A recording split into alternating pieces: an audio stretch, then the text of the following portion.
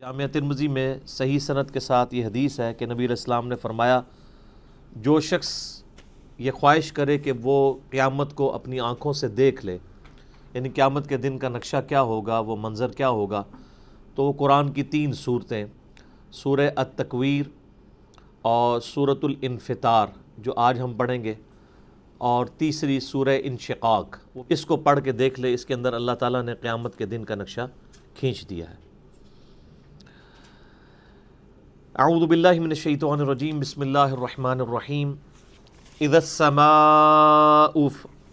السماء انفطرت، جب آسمان پھٹ جائے گا، وَإِذَا الْكَوَاكِبُ انتَثَرَتْ، اور جب ستارے بکھر جائیں گے۔ میں نے پہلے بھی کئی دفعہ یہ چیز عرض کی ہے کہ پورے کا پورا جو گلیکسیز کا سسٹم ہے یہ گریویٹیشنل فورس کے اوپر ڈیپینڈنٹ ہے، اور قیامت کے دن اللہ تعالیٰ اسی فورس کو ڈسٹرب کرے گا تو اس کی وجہ سے ہر چیز تل پٹ ہو جائے گی، آسمان پھٹ جائے گا، ستارے بکھر جائیں گے۔ وَإِذَا الْبِحَارُ فُجِّرَتْ، اور سمندر بہنے لگیں گے۔ پہلے بھی کئی دفعہ یہ چیز عرض کی ہے کہ یہ آتش فشاں کا جو نظام ہے اس کرۂ ارض کے اندر، یہ اللہ تعالیٰ کی قدرت کا بڑا غیر معمولی ایک مظہر ہے، اور سمندروں کے اندر جب آتش فشاں پھٹتے ہیں اور لاوا سمندر اگلتے ہیں تو اس کی وجہ سے سمندروں کے اندر ویوز پیدا ہوتی ہیں، وہی سونامی کی فارم میں آ کے ٹکراتی ہیں، اور اسی کی وجہ سے جب یہ آتش فشاں اپنا لاوا اگلتے ہیں تو اس لاوے کی وجہ سے کئی ایک آئرلینڈز وجود میں آ جاتے ہیں، نئے نئے جزیرے وجود کے اندر آتے ہیں۔ اب آپ یہ امیجن کریں کہ قیامت والے دن جب اللہ تعالیٰ اس زمین کو کھینچے گا، وَإِذَا الْأَرْضُ مُدَّتْ، اور وَإِذَا آگے جاتا ہے کہ اللہ تعالیٰ جو ہے وہ زمین کو جو ہے وہ کوٹے گا اور بالکل فلیٹ کر دے گا جیسا کہ اللہ تعالیٰ چاہے گا، تو اس کی وجہ سے زمین کا جو لاوا ہے یہ باہر نکلے گا، یعنی جو سائنٹیفکلی ہمیں چیز سمجھ آتی ہے، واللہ عالم۔ اور جب زمین کا لاوا اتنی کثرت کے ساتھ باہر نکلے گا تو یہ جتنے آپ کو سمندر نظر آ رہے ہیں یہ سمجھ لیں بہت بڑی بڑی ایک دیگیں بن جائیں گی جن کے نیچے آگ جلی ہوئی ہوگی، اور جب یہ پھر پانی ابلے گا تو پھر یہ باہر نکلے گا سونامی کے فارم میں۔ آج تو ہم اس چیز کو آبزرو کر سکتے ہیں کہ جب سمندر کے اندر لاوا اگلتا ہے تو یہ سمندر بہنا شروع کر دیتا ہے، یعنی اپنی جو باؤنڈریز ہیں اس سے بھی باہر نکلتا ہے، کئی کلومیٹرز تک کوئی بھی راستے میں چیز آتی ہے وہ بچتی نہیں ہے۔ تو یہ اسی نقشے کو کھینچا جا رہا ہے کہ قیامت والے دن سمندر جو ہیں وہ بہنا شروع کر دیں گے، یعنی اس طرح ان کے نیچے گرمائش والا معاملہ ہوگا۔ وَإِذَا الْقُبُورُ بُعْثِرَتْ، اور جب قبریں زیر و زبر کر دی جائیں گی، اکھاڑ دی جائیں گی قبریں، ظاہر ہے قبروں سے مردے باہر نکلیں گے، اور پچھلی صورت میں ہم پڑھ چکے ہیں کہ اللہ تعالیٰ یعنی ان کا ایسا کوئی سافٹ ویئر فٹ کرے گا کہ وہ سب کے سب جو ہے وہ میدان محشر کی طرف جمع ہونا شروع ہو جائیں گے۔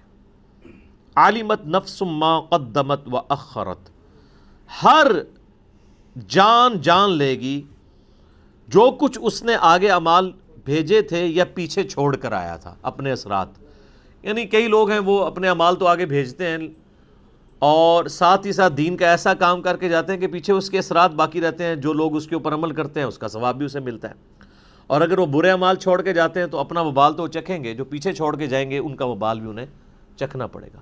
صحیح مسلم میں حدیث ہے کہ اللہ کے محبوب صلی اللہ علیہ وآلہ وسلم نے فرمایا، جس نے اسلام میں کوئی اچھا طریقہ جاری کیا تو جتنے لوگ اس کے اوپر عمل کریں گے اس کا ثواب اسے ملے گا۔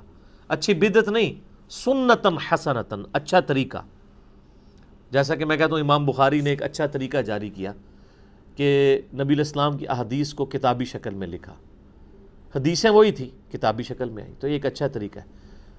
اور آج کے دور میں اس کا اچھا طریقہ ہے کہ عربی سافٹ ویئرز بنائے گئے ہیں احادیث کی کتابوں کے، قرآن حکیم کے، اینڈرائڈ ایپس بن چکی ہیں، یہ سب کے سب اسلام میں اچھے طریقے ہیں۔ پہلے لوگ گٹھلیوں کے اوپر پڑھتے تھے، تسبیح کے دانوں پہ پڑھتے تھے، اب اس کی ماڈرن فارم جو ہے وہ الیکٹرانک کاؤنٹر کی شکل میں، یہ اسلام میں ایک اچھا طریقہ ہے۔ تو جس نے اسلام میں اچھا طریقہ جاری کیا، جتنے لوگ اس پر عمل کریں گے اس کا ثواب اس کو ملے گا اور ان کے اپنے ثواب میں بھی کمی نہیں ہوگی، اور جس نے اسلام میں برا طریقہ جاری کیا تو جتنے لوگ اس پہ عمل کریں گے اس کا وبال اس پہ ہوگا اور ان کے وبال میں بھی کمی نہیں آئے گی۔ یہ حدیث صحیح مسلم میں ہے۔ اور صحیح مسلم میں ایک اور حدیث ہے کہ نبی صلی اللہ علیہ وآلہ وسلم نے فرمایا جس شخص نے کسی کو ہدایت کی طرف رہنمائی کی تو جتنے لوگ اس راستے پہ چلیں گے اس کا ثواب اس شخص کو ملے گا۔ یعنی اس کائنات میں سب سے زیادہ نامہ اعمال میں جس کے ثواب جا رہا ہے وہ امام اعظم محمد رسول اللہ صلی اللہ علیہ وآلہ وسلم ہے، جنہوں نے پوری انسانیت کی رہنمائی کی ہے ہدایت کی طرف۔ اور جس شخص نے گمراہی کی طرف رہنمائی کی تو سب لوگوں کا وبال اس پر ہوگا اور ان کے اپنے وبال میں بھی کمی نہیں آئے گی۔ تو ایک تو معنی اس کا یہ ہے کہ ہر جان جان لے گی کہ جو اس نے نامہ اعمال اللہ کے حضور بھیجا تھا اور جو پیچھے نامہ اعمال چھوڑ کے آیا تھا، اچھا یا برا۔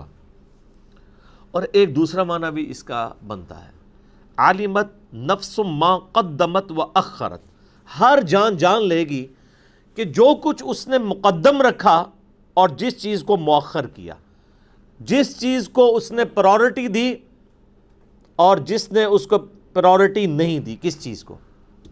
یعنی ایک شخص دنیا کی زندگی کو ترجیح دیتا ہے اور اللہ کو اور آخرت کو پیچھے ڈال دیتا ہے، تو وہ شخص پھر وہ دیکھ لے گا کہ دنیا میں جو اس نے ترجیح دی تھی نا دنیا کی زندگی کو اور اللہ کو پیچھے ڈال دیا تھا، اس کا وبال چکھ لے گا۔ اور جس نے اللہ کو ٹاپ پرائورٹی دنیا کی زندگی میں ترجیح اول مانا، یعنی اللہ کو آگے رکھا دنیا پیچھے رکھی، تو اس کی جزا بھی دیکھ لیں۔ تو یہ دونوں معنی بیک وقت درست ہیں۔ عالمت نفس ما قدمت، ہر جان جان لے گی جس چیز کو اس نے مقدم کیا، جس چیز کو اس نے پرائورٹی دی، وہ اخرت، اور جس کو پیچھے چھوڑ دیا۔ کسی نے اللہ کو پیچھے چھوڑا، دنیا کو ترجیح دے دی، کسی نے اللہ کو ترجیح دی اور دنیا کو پیچھے چھوڑ دیا۔ یہی قرآن حکیم کی جو عربک لینگویج ہے نا اس کا کمال ہے کہ عربک لینگویج اتنی ورسٹائل لینگویج ہے کہ اس میں بیک وقت کئی ایک جو مفہوم ہے نا وہ ایک جملے کے اندر ادا ہو جاتے ہیں۔ اب یہ دونوں معنی بیک وقت بالکل درست ہیں۔ یا ایھا الانسان ما غرک بربک الکریم، قرآن حکیم میں چند جس کے کہتے ہیں نا کہ رکت والی آیات میں سے ایک آیت یہ ہے، اے انسان تجھے کس چیز نے دھوکے میں ڈال دیا اپنے اس کریم رب کے بارے میں۔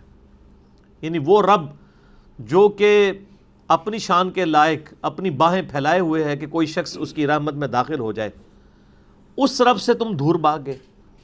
کس چیز نے تمہیں دھوکے میں ڈال دیا؟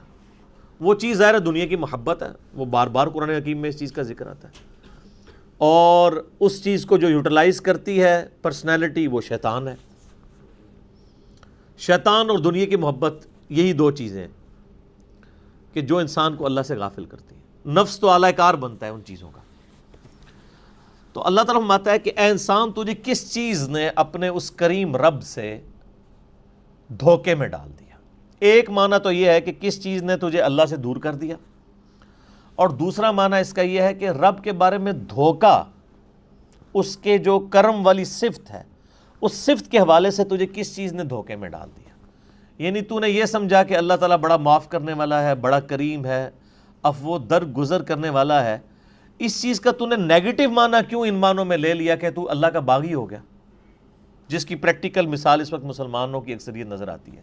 کچھ بھی ہیں اللہ تیرے محبوب کی امت سے، یہ دھوکے میں ڈالا ہوا ہے نا۔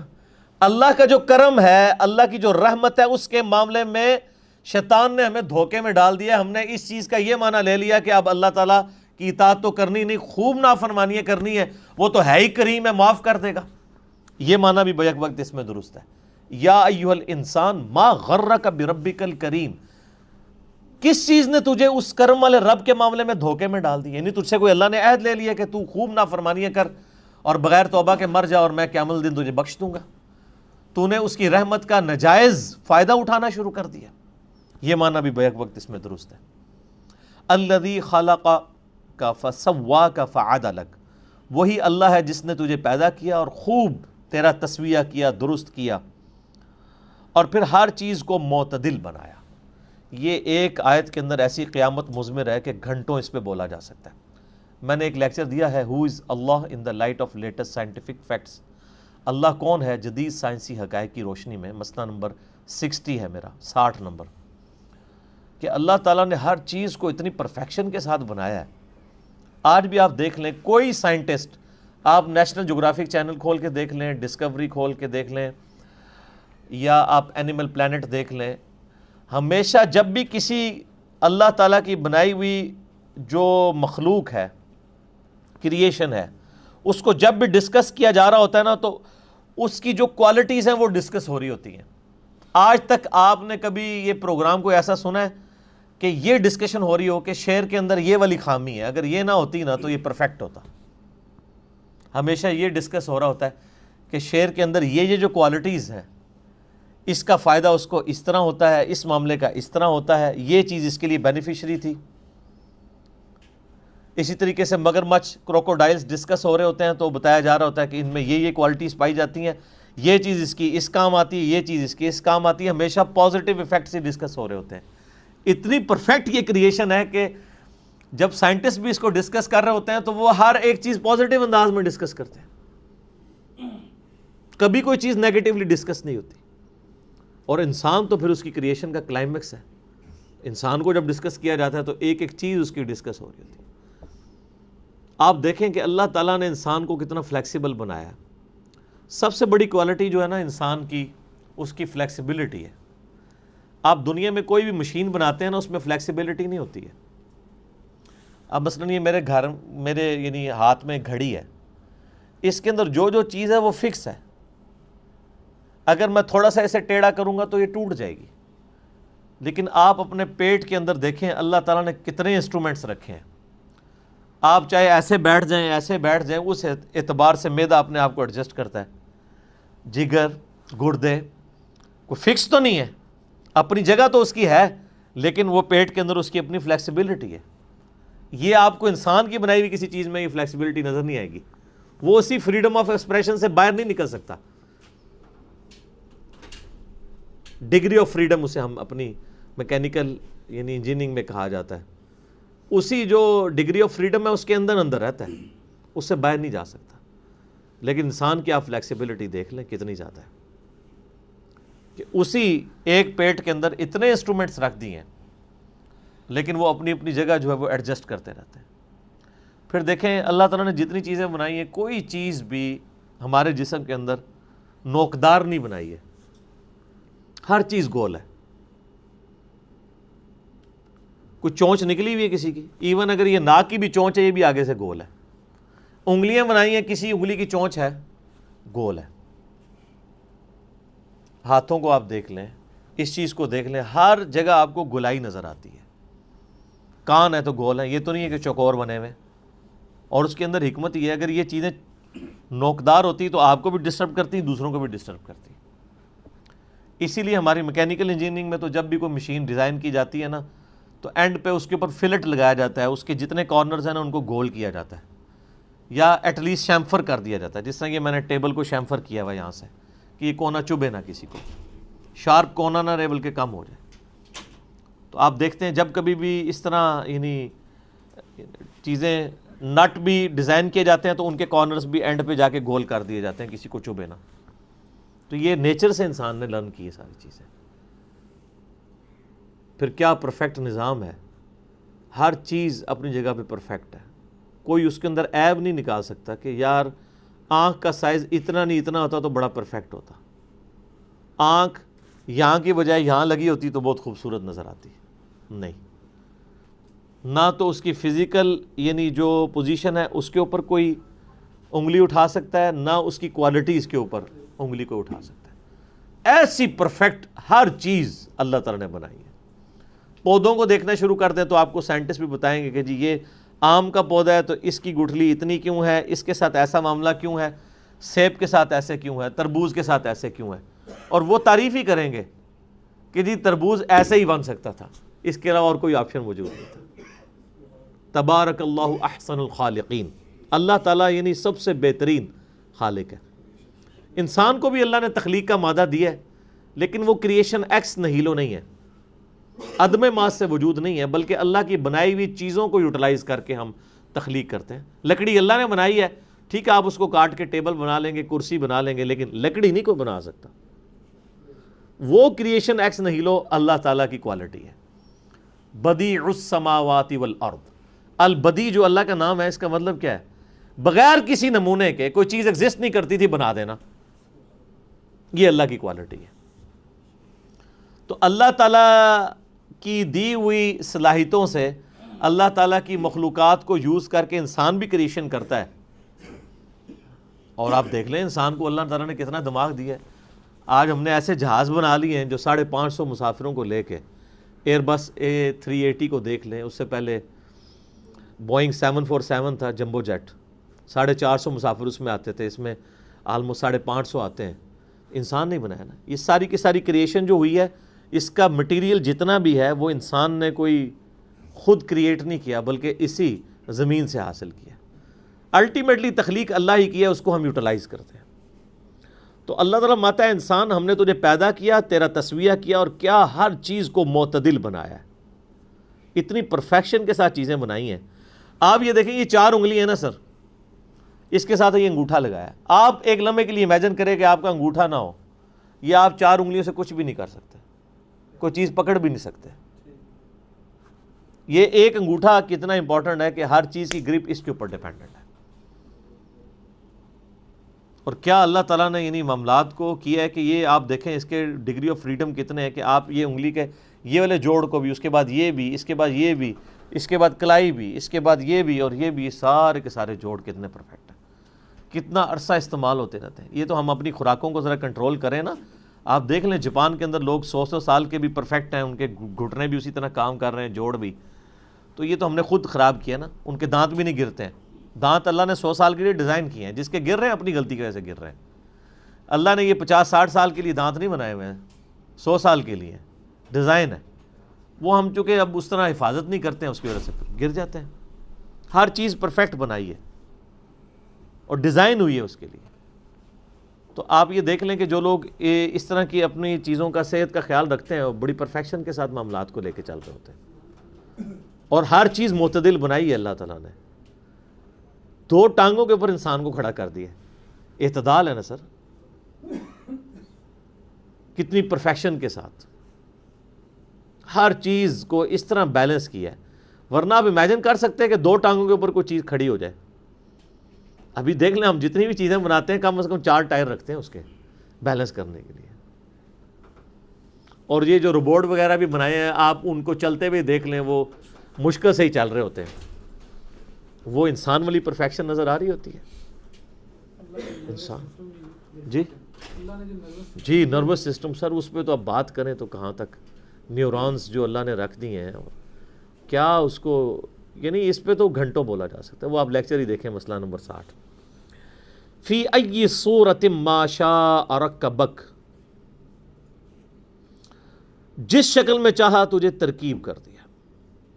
یعنی اللہ تعالیٰ نے آپ دیکھیں کہ ہر انسان کے چہرے کے اوپر 2 آنکھیں، 1 ناک، 2 ہونٹ، 2 کان، یہ سب کے یہی ہیں نا. لیکن ایک بندے کی شکل دوسرے سے نہیں ملتی ہے. میتھمیٹکس میں تو فارمولہ بولا جاتا ہے کہ پاسبلٹیز یہ ہیں کہ 2n، یعنی اگر چہرے کے اوپر 5 چیزیں لگی ہیں نا تو 2n، 2 multiplied by 2 multiplied by 2 multiplied by 2 multiplied by 2، یہ پاسبلٹیز بنتی ہیں. لیکن یہاں تو اربوں کی پاسبلٹیز اللہ نے بنا دی ہیں. ہر انسان دوسرے سے مختلف بنا ہوا ہے. اور یہ تو آپ کو دیکھنے میں فرق نظر آ رہا ہے. یہ ٹوئنز جو دیکھنے میں بظاہر ایک نظر آتے ہیں، اگر آپ ان کی تھرمل پکچر ڈرا کریں نا، ان کے جسم کا جو تھرمل پکچر بھی بنتی ہے نا، آج کل ایئرپورٹس کے اوپر آپ کے یہ ریٹینا کی بھی امیج لیا جاتا ہے اور آپ کا ایک تھرمل امیج بھی بنتا ہے. 2 بالکل ایک جیسے ہم شکل لوگ ہیں نا، اگر آپ ان کا یعنی ہیٹ کا جو امیج ڈرا کریں گے بالکل دونوں سے مختلف ہوگا. سر یہ ایک انگلی جو ہے، اس کا جو فنگر پرنٹ ہے، یہ دنیا میں دوسرے بندے کے ساتھ میچ نہیں کرتا. کتنی زبردست پرفیکشن ہے. یہ سبحان اللہ کہنا کو دل چاہتا ہے. اللہ اکبر کبیرہ والحمد للہ کثیرہ وسبحان اللہ بکرۃ واصیلا. تو اللہ تعالیٰ فرماتا ہے جیسی شکل اس نے چاہی تیرے لیے وہ بنا دی. کسی شخص نے اپنی شکل خود چوز نہیں کی ہوئی ہے، اسی لیے شکل کے اندر عیب بھی نہیں نکالنا چاہیے. بخاری مسلم میں حدیث ہے، نبی علیہ السلام نے چہرے پہ تھپڑ مارنے سے بھی منع فرمایا. یہ اللہ تعالیٰ کی کریشن کا کلائمیکس ہے نا. دیکھیں نا سورت کو اللہ فرماتا ہے جیسے میں نے چاہا سورت بنائی. کلا بل تکذبون بالدین، یہ سچ ہے کہ تم جھٹلاتے ہو روز جزا کو. وَإِنَّ عَلَيْكُمْ لَحَافِظِينَ، جبکہ ہم نے بے شک تمہارے اوپر محافظ مقرر کیے ہوئے ہیں. یعنی قیامت کا دن قائم ہونا ہے، اور یہ جو کچھ تم دنیا میں کر رہے ہو یہ محافظین ہیں تم پہ، جو تمہارے ایک ایک عمل کا ریکارڈ کر رہے ہیں. اور وہ بھی صرف ہماری تسلی کے لیے، وہ ریکارڈ نہ بھی کریں، اللہ کا علم ہی کافی ہے. کرامن کاتبین، وہ لکھنے والے یعنی اللہ تعالیٰ کی طرف سے معزز فرشتے مامور ہیں. یعلمون ما تفعلون، وہ جانتے ہیں جو کچھ تم کرتے ہو. انسان جو کچھ کرتا ہے وہ نوٹ کر لیتے ہیں. نیکی ہے تب بھی نوٹ ہو رہی ہے، برائی ہے تب بھی نوٹ ہو رہی ہے. اور قیامت والے دن نامہ اعمال لا کے انسان کے سامنے رکھا جائے گا، اور اللہ تعالیٰ فرمائے گا کہ آج اپنا نامہ اعمال پڑھ، آج تو اپنا حساب کرنے کو خود ہی کافی ہے. سورہ بنی اسرائیل میں آتا ہے ان الابرار لفی نعیم. اب یہ سب کچھ نامہ اعمال تو لکھے جا رہے ہیں، لیکن اس کے بعد انجام کار کیا ہونے والا ہے قیامت والے دن. بے شک جو نیکوکار لوگ ہیں وہ عیش و آرام میں ہوں گے، اللہ کی نعمتوں میں ہوں گے. وَإِنَّ الْفُجَّارَ لَفِي جَحِيمٍ، اور جو بدکار لوگ ہیں وہ جہنم کے اندر ہوں گے. اللہم اجرنا من النار، اللہم اجرنا من النار، اللہم اجرنا من النار، آمین. یصلونہا یوم الدین، وہ داخل ہوں گے اس جہنم میں اس بدلے کے دن، قیامت کے دن. وما ہم عنہا بغائبین، اور پھر وہ اس سے غائب نہیں ہو سکیں گے. کوئی نکل نہیں سکتا دوزخ سے. دنیا کی جیل تو کوئی توڑ کے نکل سکتا ہے، اللہ کی جیل سے کوئی نہیں نکل سکتا. وما ادراک ما یوم الدین، اور تمہیں کیا ادراک، تمہیں کیا خبر، تم کیا اسیس کر سکتے ہو کہ وہ جو روز جزا کا دن کیسا ہوگا. ثم ما ادراک ما یوم الدین، پھر تمہیں کیا معلوم کہ وہ قیامت کا دن کیسا ہوگا. یوم لا تملک نفس لنفس شیئا، وہ دن ایسا ہے جب کسی جان کو دوسری جان کا کوئی اختیار نہیں ہوگا. دنیا میں تو کوئی دھونس لگا لیتا ہے نا کہ جی تم میرے مرید ہو جاؤ، میں اس وقت تک جنت میں نہیں جاؤں گا جب تک اپنے سارے مریدین کو ساتھ نہ لے جاؤں. اللہ تعالیٰ ہمارا قیامت والے دن ایسا سخت دن ہے کہ کسی جان کو کوئی اختیار نہیں ہوگا دوسری جان کے لیے. حتیٰ کہ بخاری اور مسلم دونوں میں حدیث ہے کہ نبی علیہ السلام نے فرمایا، اے میری بیٹی فاطمہ، میرے مال سے جو کچھ لینا ہے مجھ سے لے لے، اگر اللہ نے قیامت والے دن تجھے پکڑ لیا تو میں تجھے چھڑوا نہیں سکوں گا. پھر آپ نے اپنی پھوپھی کو مخاطب کیا، اے میری پھوپھی صفیہ، میرے مال سے کچھ لینا لے لے، لیکن اگر اللہ نے تجھے پکڑ لیا تو میں تمہارے کچھ کام نہیں ہوں گا. پھر آپ علیہ السلام نے اپنے خاندان کو مخاطب کیا، اے بنو ہاشم، دنیا میں کوئی معاملہ میں تمہارے ساتھ کر سکتا ہوں، اگر قیامت والے دن اللہ تعالیٰ نے تمہیں پکڑ لیا تو میں تمہارے کچھ کام نہیں آؤں گا. کتنا یعنی سخت معاملہ ہے. ان چیزوں کے ہوتے ہوئے کوئی شخص اتنی جرت کر سکتا ہے کہ وہ کہے کہ قیامت دن دیکھا جائے گا انشاءاللہ، میں تمہارے گناہوں کا بوجھ اٹھا لوں گا، یا میں انشاءاللہ تمہاری سفارش کر دوں گا. وَلِعَوْذُ بِاللَّهِ تَعَالَى.